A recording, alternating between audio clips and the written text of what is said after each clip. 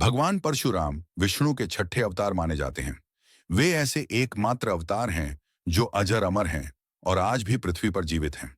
माना जाता है कि वे कलयुग के अंत में भगवान विष्णु के अंतिम अवतार कल्कि को शस्त्र विद्या सिखाने के लिए प्रकट होंगे। परशुराम का जन्म त्रेता युग में हुआ था। उनके पिता आर्षि जमदग्नि और माता रेणुका देवी थीं। वे भृगु आर्षि के वंशज थे, इसलिए उन्हें भृगुवंशी ब्राह्मण भी कहा जाता है। भगवान परशुराम का नाम परशु कुल्हाड़ी धारण करने के कारण पड़ा। यह परशु उन्हें भगवान शिव ने स्वयं दिया था। भगवान शिव ने उन्हें शस्त्र विद्या, धनुर्विद्या और युद्ध कौशल की दीक्षा दी थी। कहा जाता है कि परशुराम भगवान शिव के सबसे प्रिय शिष्य थे और उन्होंने कई वर्षों तक कैलाश पर्वत पर कठोर तपस्या की थी।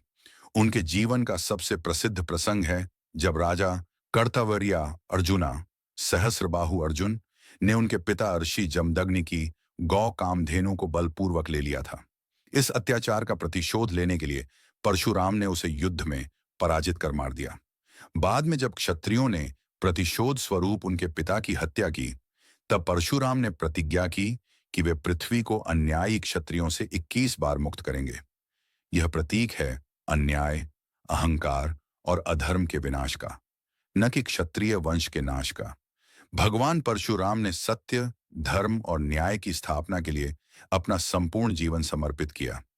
वे न केवल योद्धा थे, बल्कि महान तपस्वी और ब्रह्म ज्ञान के प्रतीक भी थे।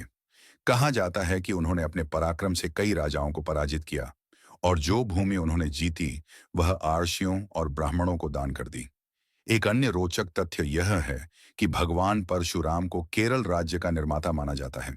पुराणों में वर्णन है कि उन्होंने अपने परशु को समुद्र में फेंका और जिस सीमा तक वह परशु गया वहां समुद्र पीछे हट गया।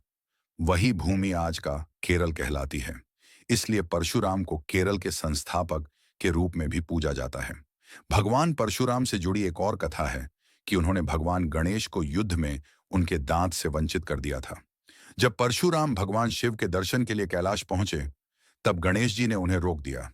इससे क्रोधित होकर परशुराम ने अपने परशु से प्रहार किया, जिससे गणेश जी का एक दांत टूट गया। इसीलिए उन्हें एक दंत कहा जाता है। भगवान परशुराम आज भी कई स्थानों पर पूजनीय हैं, विशेष रूप से महाराष्ट्र, उत्तराखंड, हिमाचल प्रदेश, केरल और नेपाल में। उनका जन्म वैशाख शुक्ल तृतीया को हुआ था, जिसे हम परशुराम जयंती के रूप में मनाते हैं। परशुराम का जीवन हमें यह संदेश देता है कि जब अन्याय बढ़े और धर्म खतरे में पड़े, तब साहस, संयम और सत्य के मार्ग पर चलकर भी अधर्म का नाश किया जा सकता है।